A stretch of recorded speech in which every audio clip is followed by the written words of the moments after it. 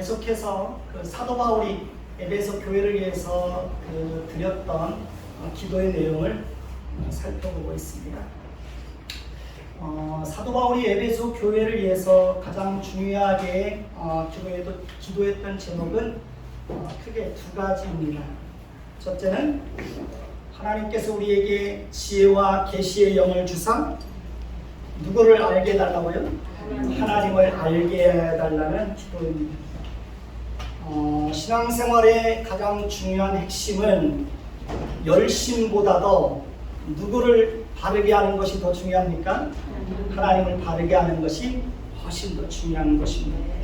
그러나 우리는 스스로의 의지와 노력과 경험과 지식과 결심만으로는 하나님을 바르게 할 수 없습니다. 오직 하나님께서 우리에게 지혜와 계시의 영인 성령을 통해서 하나님을 바르게 알게 하실 때만 우리는 비로소 하나님을 바르게 하는 지식을 가질 수가 있습니다. 그렇기 때문에 우리는 기도할 때마다 하나님께서 우리에게 지혜와 계시의 영인 성령을 통해서 하나님을 바르게 알게 하여 주시기를 위해서 기도를 해야 합니다.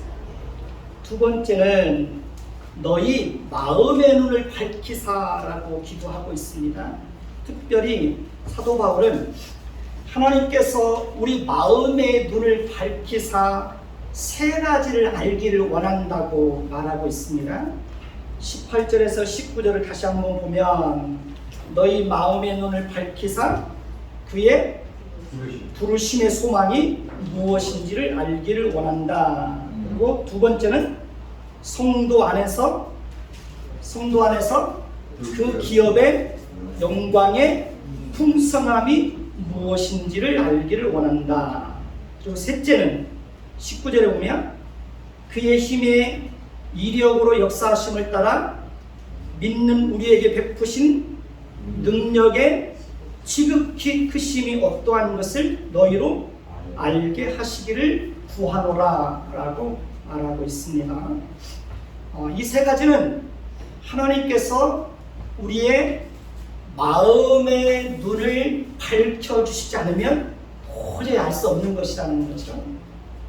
이 세 가지는 믿음이 아니고서는 도저히 이해할 수 없고 설명할 수 없다는 겁니다.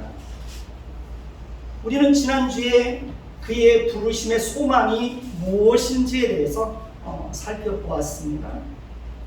하나님께서 우리를 부르신 부르심의 소망은 무엇일까요? 이것은 오직 우리에게 유일한 소망이 되시고 우리에게 소망을 주시고 우리에게 주신 소망을 성실하게 이루어 주시는 하나님만을 의지하고 하나님만을 바라보게 하는 것입니다. 그러니 우리는 모든 상황 속에서 우리에게 유일한 소망이 되시는 누구를 바라보아야 됩니까? 하나님만을 바라보아야 합니다. 마치 파수꾼이 아침을 기다림과 같은 그런 심정으로 하나님을 바라보라는 것입니다. 그리고 우리가 반드시 기억해야 할 것은 우리가 하나님께 대하여 가지는 모든 소망의 근거는 어디에 있는 것입니까? 하나님의 약속의 말씀에 근거하고 있는 것입니다. 그래서 우리가 하나님의 약속의 말씀에 우리의 모든 소망의 근거를 두고 있기 때문에 우리의 소망은 결코 헛되지 않는다. 따라서 우리는 하나님의 약속의 말씀을 붙잡고 하나님의 약속의 말씀에 우리의 소망을 두고 하나님의 약속의 말씀이 이루어지기를 위해서 성실하게 기도해야 하는 것입니다. 어떤 절망적이고 불가능한 상황 속에서도 하나님의 약속의 말씀을 반드시 이루어질 것이라고 하는 믿음을 가지고 끝까지 소망의 끈을 놓으면 될까요? 안 될까요? 소망의 끈을 놓으면 안 되는 것입니다. 그러면 반드시 하나님의 약속의 말씀이 저와 여러분의 세계 속에서 풍성하게 이루어지는 것을 경험할 수 있습니다. 그러니까 기도에 대한 말씀을 약속의 말씀으로 붙잡고 그 말씀을 따라서 성실하게 기도하면 하나님이 어떻게 하실까요? 우리에게 기도의 응답을 풍성하게 베풀어 주시는 것입니다. 그래서 조지 뮬러 목사님은 일평생에 5만 번 이상의 기도의 응답을 받았다고 그러잖아요. 그러니까 그분은 기도의 약속의 말씀을 붙잡고 평생 기도한 것입니다. 그러니 기도의 응답을 헤아릴 수 없을 만큼 기도의 응답을 받은 것입니다. 그러니까 기도하지 않으면 아무 일도 일어나지 않는 겁니다. 약속의 말씀을 붙잡고 사는 믿음이 없으면 그 약속의 말씀이 이루어지는 것을 경험할 수가 없는 것입니다. 로마서 15장 13절을 보시면 소망의 하나님이 모든 기쁨과 평강을 믿음 안에서 너희에게 충만하게 하사 성령의 능력으로 소망이 넘치게 하시기를 원하노라, 이렇게 말하고 있습니다. 그렇습니다. 하나님은 우리에게 소망을 주시는 분입니다. 하나님은 모든 기쁨과 평강을 믿음 안에서 우리에게 충만하게 하시는 분이십니다. 하나님은 우리에게 성령의 능력으로 소망이 넘치게 하시는 분이십니다. 그러니 우리는 끝까지 꿈과 소망과 희망의 끈을 포기하면 안 되는 것입니다. 우리가 왜 쾌락주의에 빠져서 먹고 마시고 즐기면서 살면 안 될까요? 그것은 장차 우리에게 부활에 대한 약속이 소망으로 주어져 있기 때문에 그러는 것입니다. 우리가 왜 이 땅에서의 삶이 전부인 줄로 알고 살면 안 되는 것입니까? 그 이유는 이 땅에서의 삶이 전부가 아니라 천국에 대한 약속이 우리에게 소망으로 주어져 있기 때문에 그러는 것입니다. 우리가 왜 고난 중에도 즐거워해야 하는지 아십니까? 그 이유는 고난은 인내를, 인내는 연단을, 연단은 소망을 이루는 줄을 알기 때문에 그러는 것입니다. 하나님이 우리를 부르심의 소망의 궁극적인 목적은 우리로 하여금 하나님의 은혜와 영광을 찬송하는 자리에 우리를 세워주는 것입니다. 하나님의 영광에 찬송이 되게 하는 것입니다. 하나님은 우리를 그 높은 자리에까지 인도해 가실 것입니다. 그러니 우리는 하나님께서 우리를 그 자리에 세워주실 것을 소망하며 끝까지 믿음으로 살아야 합니다. 만약에 믿음으로 사는 것을 포기하고 변화와 성숙에 대한 기대를 체념한다면 우리는 절대로 그 높은 자리에 서지 못하는 것입니다. 오늘은 두 번째로 성도 안에서 그 기업의 영광의 풍성함이 무엇인지에 대해서 살펴보려고 합니다. 성도는 어떤 사람일까요? 성도는 하나님의 선택을 받고 하나님의 백성으로 부름받은 사람들을 어떻게 부릅니까? 성도라고 부릅니다. 그렇기 때문에 성도라는 이름은 굉장히 보배롭고 존귀하고 영화로운 이름입니다. 성도라는 이름은 하나님의 백성들에게만 붙여질 수 있는 것입니다. 성도라는 그 이름 속에는 하나님의 백성들이 어떻게 살아야 하는지를 분명하게 보여주고 있습니다. 성도에게는 거룩하고 구별되게 살아야 하는 막중한 책임이 주어져 있습니다. 성도는 하나님을 모르는 사람들과는 삶이 분명히 달라야 하죠.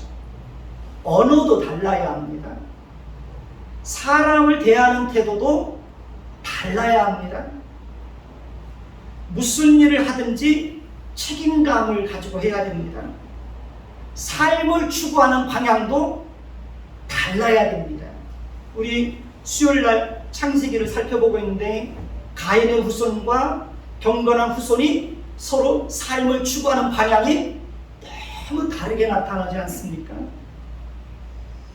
삶의 목적도 달라야 됩니다. 가치관도 달라야 됩니다. 세상을 바라보는 눈도 달라야 됩니다.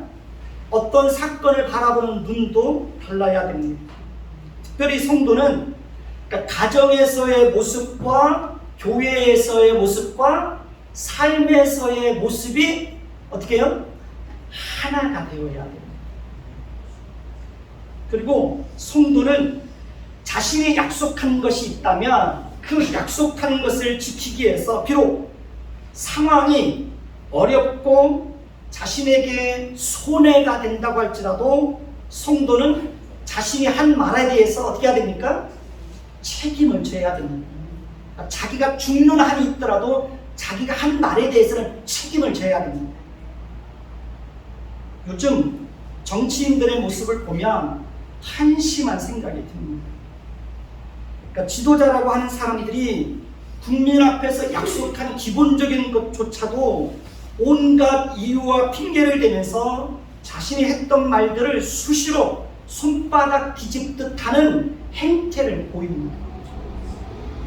그러니까 그런 사람은 절대로 지도자가 신뢰할 수 없고, 그런 사람은 절대로 지도자로서의 자격이 없고, 그런 사람은 절대로 지도자가 되면 안 됩니다. 그러니까 거짓말을 밥 먹듯이 하고 수시로 약속을 파괴하는 사람은 사탄의 속성을 가진 사람입니다. 거짓말을 밥 먹듯이 하는 집단의 배후에는 사탄이 있습니다. 그리고 사탄의 속성을 가진 자와 사탄의 속성을 가진 집단은 끊임없이 공동체를 파괴합니다. 주변 사람들을 파멸에 이르게 하고 주변 사람들을 죽음에 이르게 하고 질서를 파괴하는 일을 끝없이 행합니다. 그것이 바로 사탄이 배후에서 하는 일들입니다.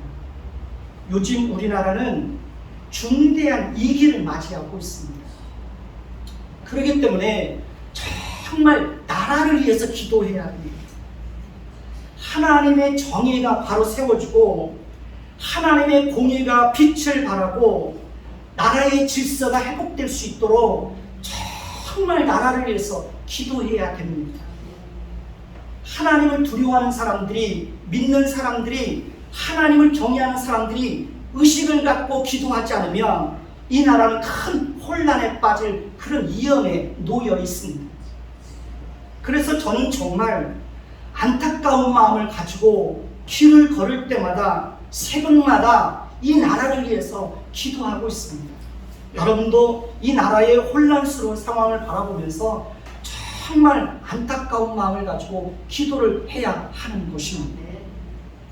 성도는 암울하고 어두워져 가고 타락하고 음란하고 부패하고 거짓과 불법이 가득한 세상 속에서도 언제나 한결같이 성도로서의 정체성을 가지고 구별되고 거룩하게 살아야 하는 것입니다. 그러니까 어느 곳에 가든지 빛이 되고 소금으로서의 역할과 책임을 감당해야 되는 것이 그리스도인이 서 있어야 될 이치가 되는 것입니다. 여러분은 혹시 성도의 견인이라는 말을 들어보신 적이 있나요? 한번 따라서 볼까요? 성도의 견인. 예, 성도의 견인이란 두 가지 의미를 가지고 있습니다. 첫째는 하나님 편에서 우리를 끝까지 붙들고 간다는 그런 의미가 있습니다. 두 번째는 우리의 입장에서 우리가 하나님을 끝까지 붙든다는 그런 의미가 있습니다. 다시 말하면 하나님께서 우리를 끝까지 붙들고 가시기 때문에 우리도 하나님을 끝까지 붙들고 갈 수 있는 것입니다. 그러니까 하나님이 우리의 손을 놓지 않기 때문에 우리도 끝까지 하나님의 손을 놓을 수가 없는 것입니다. 이것이 바로 성도의 견인이라는 교리입니다. 우리가 어떤 상황과 조건과 형편 속에 놓이게 된다고 할지라도 하나님은 절대로 여러분의 손을 놓지 않습니다. 설령 우리가 어떤 죄를 범했다고 할지라도 하나님은 절대로 여러분을 버리지 않습니다.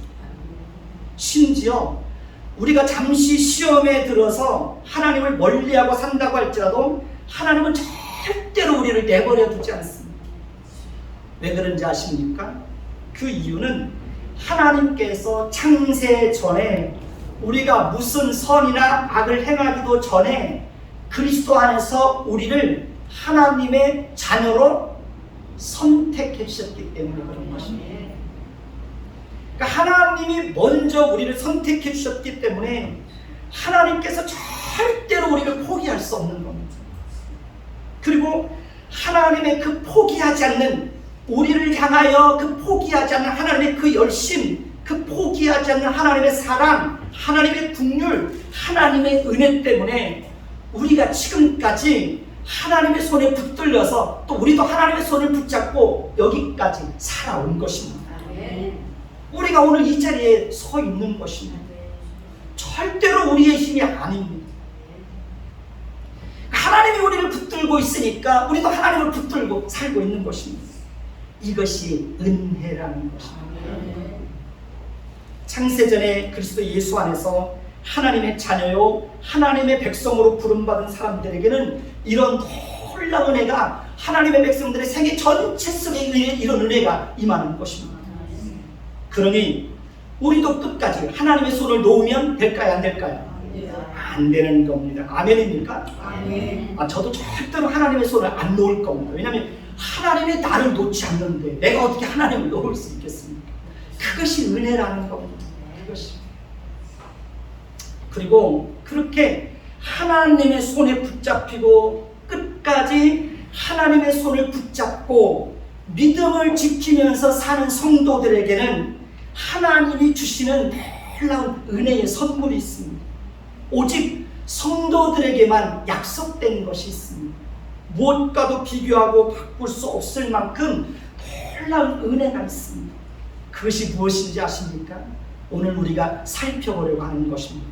그 기업의 영광의 풍성함에 관한 것입니다. 한번 따라서 봅시다. 그 기업의 영광의 풍성함.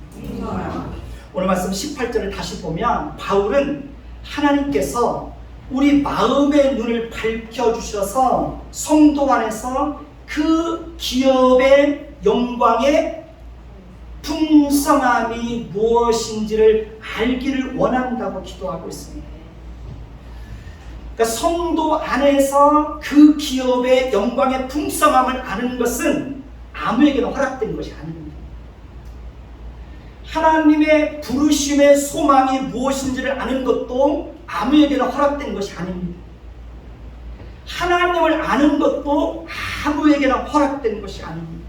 그것은 오직 하나님께서 우리에게 지혜와 계시의 영을 주시고 우리 마음의 눈을 밝혀주실 때만 우리는 비로소 그 기업의 영광의 풍성함이 무엇인지를 알 수가 있는 것입니다. 이것은 신비한 베일 속에 감추어져 있는 놀라운 비밀입니다. 먼저는 그 기업이 무엇인지에 대해서 한번 살펴볼까요? 성도 안에서 그 기업의 영광의 풍성함이 무엇인지에 대해서 말할 때 기업은 두 가지 의미로 해석될 수 있습니다.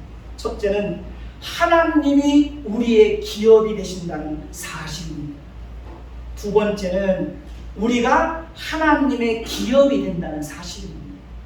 오늘은 하나님이 우리의 기업이 되신다는 사실에 대해서 살펴보려고 합니다. 부모는 자식의 기업입니다. 그렇기 때문에 부모는 자식을 위해서 자신의 모든 것을 아낌없이 내어줍니다. 자식이 필요한 것을 성실하게 공급해 줍니다. 자식을 위해서 모든 것을 아낌없이 희생합니다. 때로는 자식을 위해서 자신의 생명까지라도 아낌없이 내어줍니다. 부모는 자식이 자라가는 모든 과정 속에서 부모가 할 수 있는 모든 책임을 다 합니다. 그러니까 부모는 자식의 기업으로서의 책임을 다하는 겁니다. 하나님도 마찬가지입니다. 하나님도 우리의 기업이 되어서 우리를 위해서 자신을 기꺼이 내어주셨습니다. 그것이 바로 성육신 사건이고 십자가 사건입니다. 하나님은 저와 여러분들을 위해서 자기의 아들까지도 아낌없이 내어주셨습니다. 예수님은 우리를 위해서 자신의 생명과 물과 피를 다 흘려주셨습니다. 우리는 그렇게 우리의 기업이 되시는 하나님으로부터 놀라운 사랑을 받은 사람들입니다. 하나님은 우리의 기업이 되어서 끝까지 우리를 붙들고 끝까지 우리의 손을 놓지 않으시고 끝까지 우리로 하여금 구원에 이르도록 우리의 모든 여정 속에서 언제나 한결같이 함께 해주실 것입니다. 하나님은 우리의 기업이 되어서 우리 인생 전체를 주관하시고 가장 선하고 아름다운 길로 우리의 인생을 이끌어 주시고 반드시 책임져 주실 것입니다. 우리의 기업이 되시는 하나님은 모든 것을 예비해 주시고 우리의 필요한 것들을 성실하게 공급해 주실 것입니다. 그런데 정말 안타까운 것은 우리의 기업이 되시는 하나님의 영광의 풍성함이 무엇인지를 너무 모르고 살고 있다는 것입니다. 저도 오늘 말씀을 준비하고 말씀을 전하기 위해서 전하기 전에 아침에 자리에 앉아 있으면서 찬송을 하면서도 마음이 너무 안타까움이 있어요. 왜냐하면 나조차도 하나님의 영광의 풍성함이 무엇인지를 내가 아는 것이 너무 작다고 생각이 되는 거예요. 그러니까 말씀을 준비한다고 최선을 다해서 준비했지만 이 하나님의 영광의 풍성함을 드러내는 데는 너무 부족하다는 생각이 막 드는 거예요. 제한된 지식과 제한된 생각과 제한된 한계 속에서 살아가는 사람이 무한하신 그 하나님의 영광의 풍성함을 어찌 다 헤아려 알 수 있겠어요? 자식이 어찌 부모의 깊은 생각을 알 수가 있겠어요?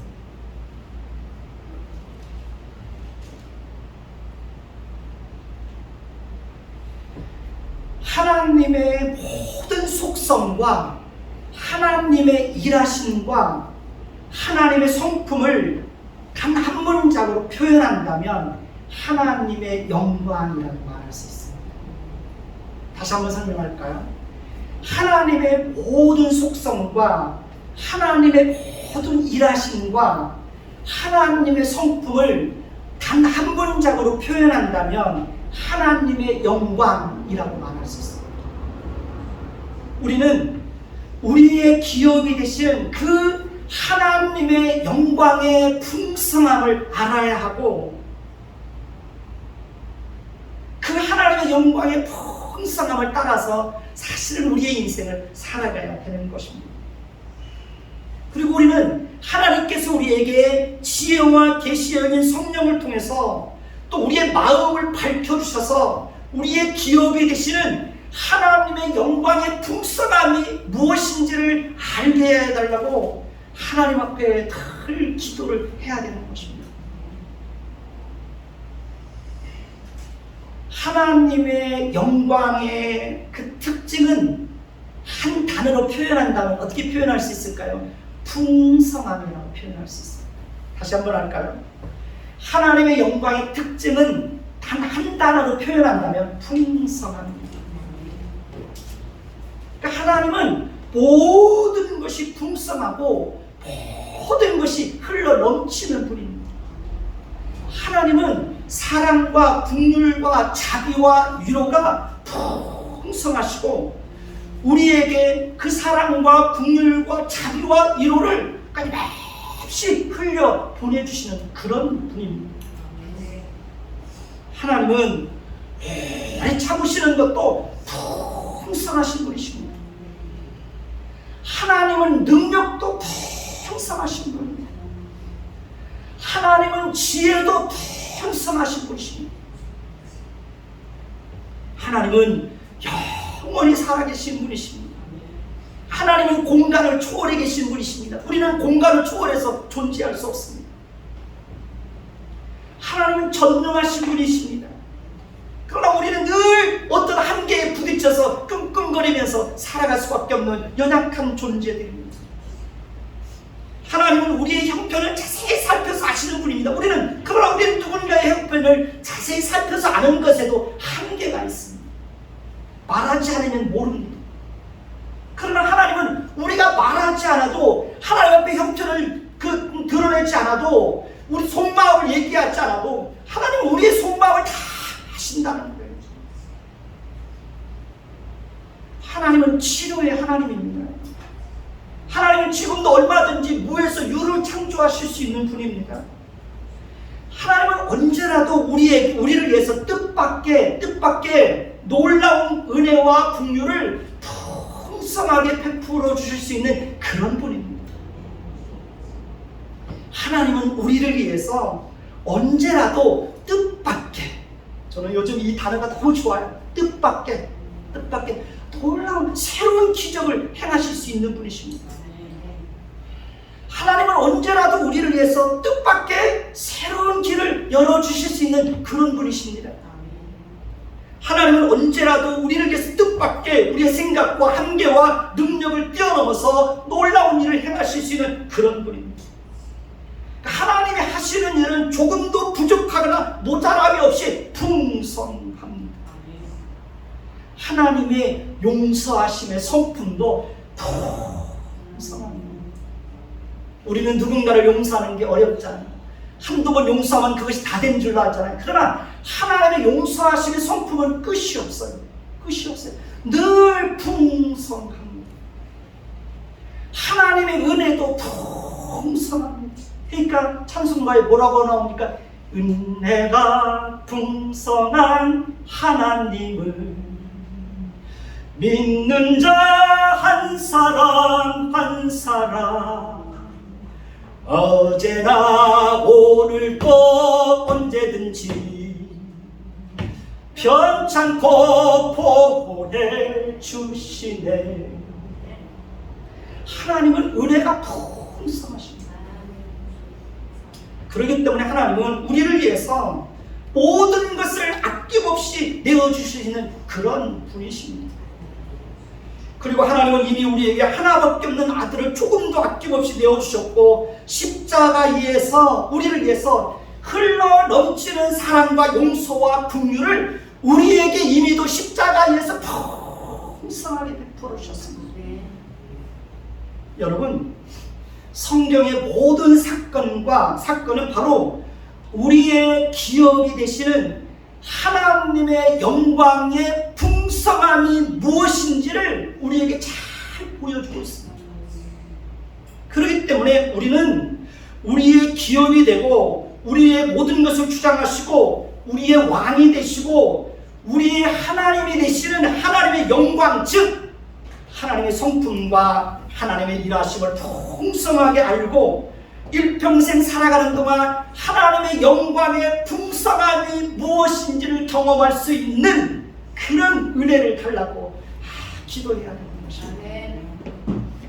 아브라함과 이삭과 야곱과 요셉과 모세와 이스라엘 백성들과 다윗과 다니엘과 엘리야 선지자, 엘리사 선지자, 이사야 선지자, 예레미야 선지자, 성경에 나오는 모든 사람들은 그들의 생애를 통해서 그들의 기업이 되시는 하나님의 영광의 풍성함이 무엇인지를 그들의 생애를 통해서 풍성하게 경험한 것입니다. 예수님의 제자들도 예수님을 통해서 하나님이 어떤 분이고 하나님이 어떻게 일하시고 하나님이 어떤 성품을 가지고 계신 분이고 하나님의 영광의 풍성함이 무엇인지를 그들도 풍성하게 경험한 것입니다. 이 땅에서도 하나님의 선택을 받고 하나님의 백성이 된 사람들 중에서도 하나님의 영광의 풍성함을 경험한 수많은 증인들이 살아있습니다. 저도 하나님의 영광의 풍성함을 경험한 사람입니다. 여러분도 지금까지 살면서 하나님의 영광의 풍성함을 경험했을 것입니다. 우리는 앞으로도 살면서 우리의 생애 속에서 역사하시고 일하시는 하나님의 성품과 하나님의 영광의 그 풍성함을 반드시 경험하게 될 것입니다. 그리고 그 하나님의 영광과 그 하나님의 영광의 풍성함을 경험하게 되기를 예수님의 이름으로 축원해 드립니다. 그리고 우리는 우리의 전 생애를 통해서 하나님의 영광의 풍성함을 알 수 있기를 위해서 사모하는 마음을 가지고 끊임없이 기도해야 되는 것입니다. 여러분, 교회를 다닌다고 해서 아무나 하나님의 영광의 풍성함을 경험하는 것이 아닙니다. 교회를 다니지만 여전히 하나님의 영광의 풍성함을 알지 못하고 교회 문을 출입하고 다니는 사람들이 너무 많습니다. 그렇기 때문에 교회는 다니지만 하나님의 영광의 풍성함이 무엇인지를 경험하지 못하고 알지 못하기 때문에 감사와 기쁨과 진정한 행복을 경험하지 못하고 살아가고 있는 것입니다. 우리는 우리의 삶을 통해서도 하나님의 영광의 풍성함이 드러나게 해야 됩니다. 여러분, 가정을 통해서도 가정 안에서 하나님의 영광의 풍성함이 드러나게 해야 됩니다. 교회 안에서도 우리가 한 사람 한 사람들이 다 함께 하나님의 영광의 풍성함을 드러내야 됩니다. 그것은 바로 우리 한 사람 한 사람이 하나님의 성품으로 충만해져서 하나님의 성품을 풍성하게 드러내고 하나님의 성품을 끊임없이 흘려보낼 때 비로소 우리가 서 있는 위치에서 하나님의 영광의 풍성함을 드러낼 수가 있게 되는 것입니다. 우리의 생애를 통해서 하나님의 일하심이 풍성하게 드러날 때 우리의 삶을 통해서 하나님의 영광의 풍성함이 드러나는 것입니다. 그러니 우리는 거룩한 소원과 열정을 가지고 우리 가정과 우리의 삶과 교회와 우리의 생애를 통해서 우리의 기업이 되시는 하나님의 영광의 그 풍성함이 충만하게 드러나기를 위해서 기도해야 됩니다. 그리고 우리도 우리의 기업이 되시는 하나님의 영광의 풍성함을 드러내는 삶을 살 수를 있기를 위해서 하나님 앞에 다 기도해야 합니다. 제가 오늘 이번에 이 말씀을 준비하면서 저의 기도 제목에 큰 변화가 일어날 것 같다는 생각이 듭니다. 10월 첫째 주에 일주일 동안 기도원에 들어가서 기도하려고 하는데요. 핸드폰도 안 가지고 가고 그냥 갈 겁니다. 거기에 가서 내가 하나님 앞에 정말 그 거룩한 소원을 가지고 제가 기도해야 될 제목이 무엇인지를 오늘 말씀을 준비하면서 발견한 겁니다. 하나님의 영광은, 하나님의 그 영광의 풍성함은 아무에게나 허락되는 것이 아닙니다. 오직 성도 안에서 신실하게 성도로서의 삶을 살며 우리의 기업이 되시는 하나님의 그 영광의 풍성함이 무엇인지를 알기를 사모하며 우리의 마음의 눈을 밝혀서 성도 안에서 그 기업의 영광의 풍성함이 무엇인지를 알기 위해서 끊임없이 노력하고 갈망하고 기도하는 사람들에게만 하나님의 영광의 풍성함을 아는 그런 은혜가 주어지게 됩니다. 그리고 하루의 삶을 통해서 하나님의 영광을 풍성하게 드러내는 삶을 살기를 소원하는 사람들에게 하나님은 하나님의 일하심을 풍성하게 경험하게 하시고 그런 사람들의 마음속에 하나님의 성품을 충분히 담아주셔서 그 사람으로 하여금 하나님의 성품을 풍성하게 드러내는 것을 통해서 하나님의 영광의 풍성함을 드러내는 그런 삶을 살아가게 하는 것입니다. 그런 삶을 우리가 가정 속에서 살고 그런 삶을 우리가 삶 속에서 살아낸다면 우리의 삶이 얼마나 영광스럽고 얼마나 우리의 삶이 달라질까.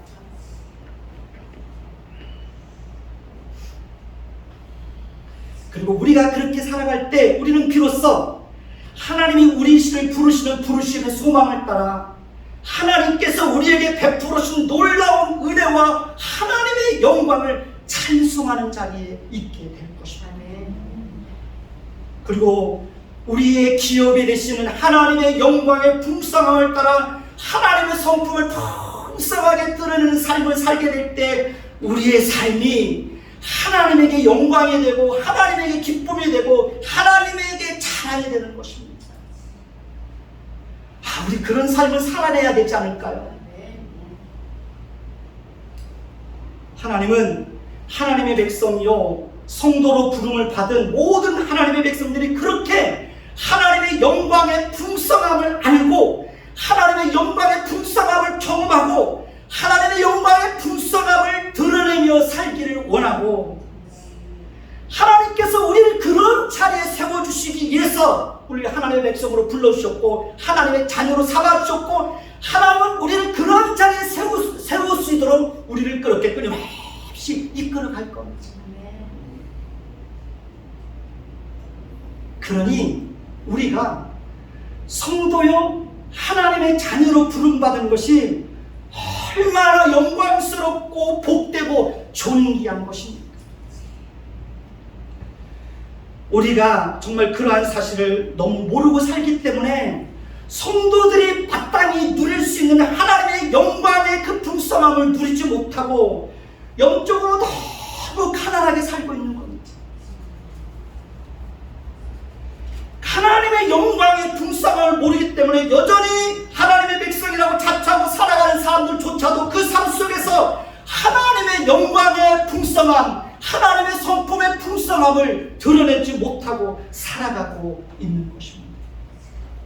여러분, 경제적으로 가난하게 살 수 있습니다. 세상에서 성공하지 못할 수 있습니다.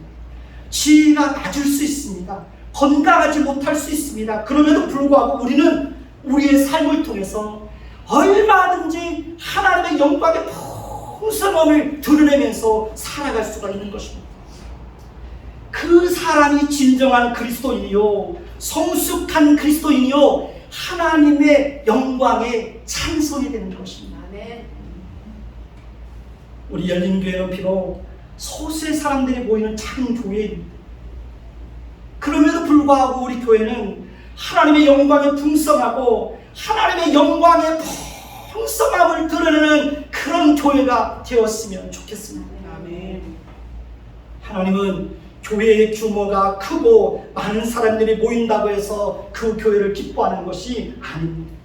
비록 작은 교회지만 교회 안에 하나님의 영광이 풍성하고 하나님의 영광의 풍성함을 드러내는 그런 교회, 만약에 그런 교회가 있다면 하나님은 온 땅을 두루 다 살펴서 하나님은 그런 교회를 찾으실 것입니다. 그리고 그런 교회 속에 하나님의 영광의 풍성함을 담아내고 그런 교회를 통해서 하나님의 영광의 풍성함이 드러내도록 하나님이 그 가운데 하나님이 임재하시고 하나님이 함께 하실 것입니다. 사랑하는 성도 여러분, 우리 그런 교회를 이루기 위해서 함께 꿈꾸고 그런 교회를 이 지역에 한번 세워보십시다. 큰 교회가 아니라 정말 하나님의 성품을 풍성하게 드러내는 그런 교회를 한번 이 지상에 한번 세워보자는 겁니다. 정말 따뜻한 교회, 많은 사람들을 이루어하는 교회, 상처받은 영혼들을 따뜻하게 품어줄 수 있는 그런 교회, 그런 교회를 이 소아동 지역에 한번 세워보자는 것입니다. 자기 욕심만을 채우는 그런 교회가 아니라 작은 것이라도 끊임없이 흘려보내는 그런 교회, 우리 교회는 그런 교회가 되었으면 좋겠습니다. 안양에 가면 은혜와 진리의 교회라고 하는 큰 교회가 있습니다. 얼마 전에 이마트 있는 데 가보니까 은혜와 진리 교회가 거기에다 또 큰 교회를 세웠더라고요. 거기도 이미 큰 교회들이 있잖아요. 저는 우리 교회는 그런 교회로 세워가지 않을 겁니다. 자기의 욕심만을 끊임없이 채워가는 그런 교회, 자기의 지경만을 끊임없이 넓혀가는 그런 교회, 그런 교회가 아니라 작지만 작은 것이라도 그대로 흘려보낼 수 있는 그런 교회, 하나님의 영광이 풍성하게 임하는 교회, 하나님의 성품을 풍성하게 드러낼 수 있는 그런 교회, 하나님이 이 지상의 교회를 바라보면서 하나님이 기대하는 교회가 그런 교회가 아닐까? 하나님이 꿈꾸는 교회가 그런 교회가 아닐까요?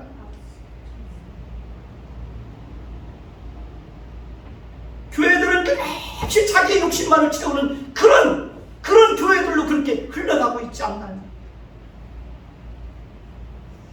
또 세우고 세워놓고 자기 아들한테 물려주고 자기 아들한테 물려주려고 교회와 싸우고 그 얼마나 그 부끄러운 모습입니까? 그 속에 무슨 하나님의 영광의 풍성함이 있고 그 속에 무슨 하나님의 임재가 있고 그 속에 무슨 하나님의 영광이 충만하게 임할 수 있겠습니까?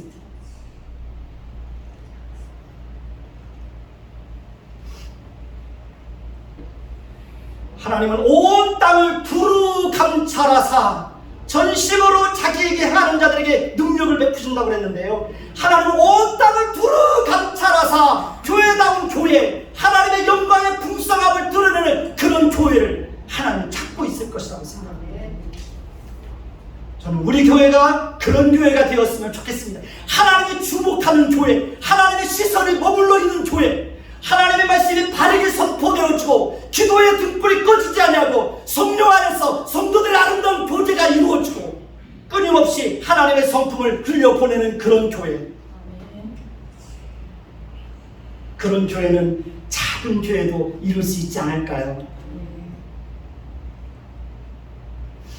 한번 따라서 봅시다. 성도 안에서 그 기업의 영광이 무엇인지를 알게 하옵소서.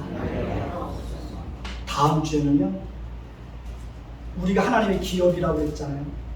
우리의 영광이 얼마나 풍성한지를 다음 주에는 함께 살펴보게 될 것입니다. 들은 말씀을 기억하신 후에 함께 기도하는 시간을 갖겠습니다. 하나님께서 우리를 끝까지 붙들어주시고 우리도 끝까지 하나님의 손을 놓지 않고 성도로서의 삶을 성실하게 살아갈 수 있기를 위해서 같이 한번 기도해 주십시오.